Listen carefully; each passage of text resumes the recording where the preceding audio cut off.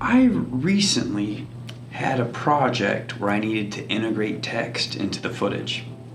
I needed the text to cast and receive shadows. I created a pre-comp in order to have more control of my shadows. I found myself going back and forth between my master comp and my pre-comp. There had to be a better way to do this. Would it be cool if I could control multiple instances of a property in one place?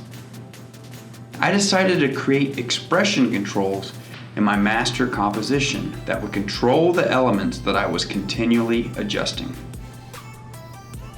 First, I added a slider control to the pre-comp layer in the master comp and renamed it so that any potential future editor could understand how this effect functions.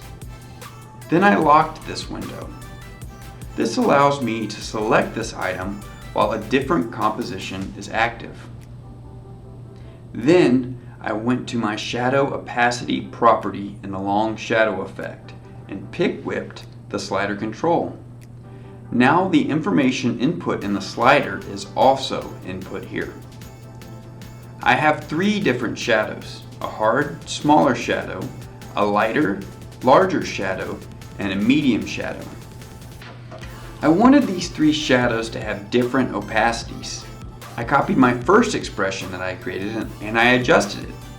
I added times dot number, whatever decimal I wanted to multiply it by. I then copied this expression and adjusted the multiplication.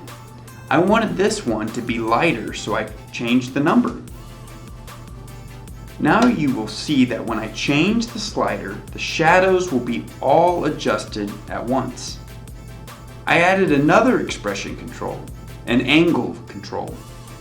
This allowed me to adjust the direction of the shadows all at once. This is a similar process. I picked whipped the angle control. Now I can copy the expression to the other layers. I hope this tip helps you work more efficiently.